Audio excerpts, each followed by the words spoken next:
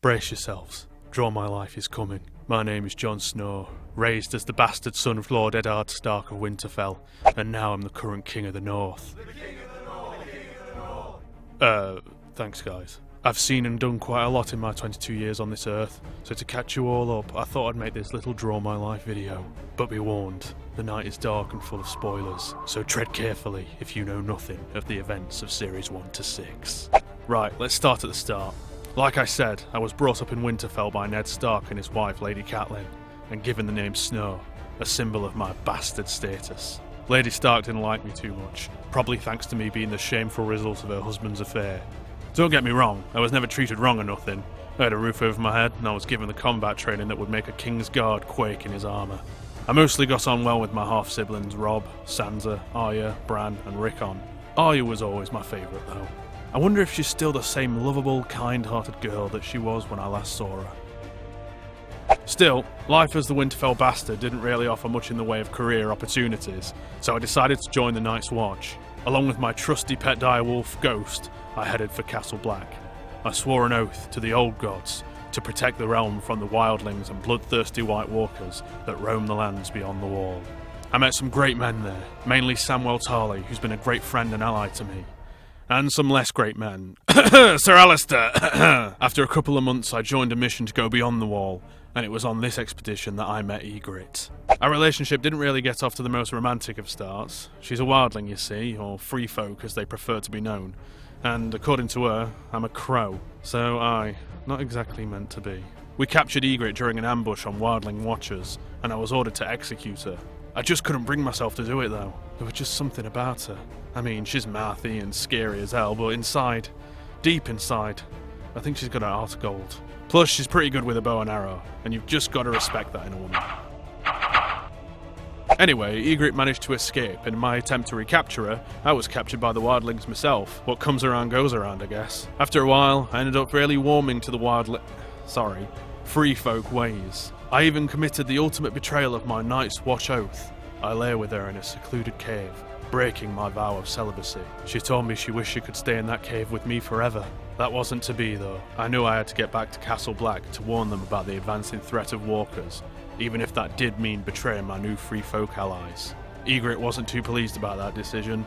When I made my escape, she came after me with her bow. I tried to protest to her that I still loved her, and I know she loved me too, but that didn't stop her firing 3 arrows into me as I got away. Talk about playing hard to get. I didn't have long to lick my wounds though. The wildlings stormed an ill-prepared Castle Black, and I had to organise a fight against vicious free folk, giants, mammoth-riding giants, and scariest of all, Ygritte. In the heat of the battle, I found myself staring at the pointy end of my love's arrow yet again, and I was sure she was going to kill me this time. But then, she was shot right through the heart by Ollie, a young orphan I'd taken under my wing. I held her in my arms as she died, and buried her north of the Wall. I wish we'd stayed in that bloody cave. Anyway, thanks to how I took command of Castle Black during the battle, I was later voted the new Lord Commander of the Night's Watch. My plan to allow the wildlings to settle south of the Wall didn't go down all that well with some members of the Watch. Actually, scratch that, it went down really, really badly. Like, fellow Night's Watchmen stabbing me to death as a traitor kinda badly. Don't feel too bad for me though, even though I died. 'Tis but a scratch. The Red Priestess, Melisandre, believing me to be the prince that was promised or something, performed some Lord of Light voodoo magic and brought me back to life. This was extra handy, as it technically freed me from my Night's Watch vow to serve until I died, seeing as, well, I'd already done that. My last act as Lord Commander was to execute those who betrayed me, because there's nothing like a spot of revenge to soothe a tortured, resurrected soul. As I was packing to leave Castle Black, I received a happy surprise, the arrival of my half-sister Sansa, who'd escaped the clutches of Ramsay Bolton, a bastard in more ways than one. Upon hearing that Ramsay was holding our youngest brother Rickon prisoner, together we hatched a plan to rescue him and recapture our childhood home. The so-called Battle of the Bastards was brutal. Ramsay lured us into a trap by using Rickon as bait. Bloody hell, I'd only just been resurrected recently, and now it looked like I was about to kick the bucket yet again. Luckily I survived. I'm good at doing that. This time it was thanks to manipulative weasel-turned-knight in shining armour Peter Baelish, who showed up at the last moment and helped us defeat Ramsay. I believe Sansa made a real dog's dinner of him. Anyway, I'm pleased to say that Sansa and I are back at our rightful home, Winterfell, and we're ready to lead a united North in any war that comes our way, living or dead. They're calling me the King in the North. Seriously, you don't have to chant that every time I say it. Stop the video. Future John here to clear a few things up that past John has been getting a bit wrong. Mainly, plot twist, I'm not Ned Stark's son. I'm actually the son of Rhaegar Targaryen and Ned's beloved sister Lyanna, who'd been taken captive by Rhaegar.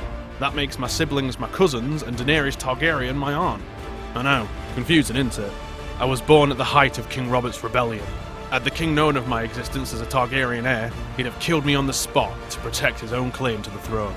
Ned discovered my mother and I in the Tower of Joy in the dying days of the rebellion. On my mother's deathbed, he swore that he would raise me as his own, despite the shame he knew he would bring upon himself and Lady Catelyn. What a guy.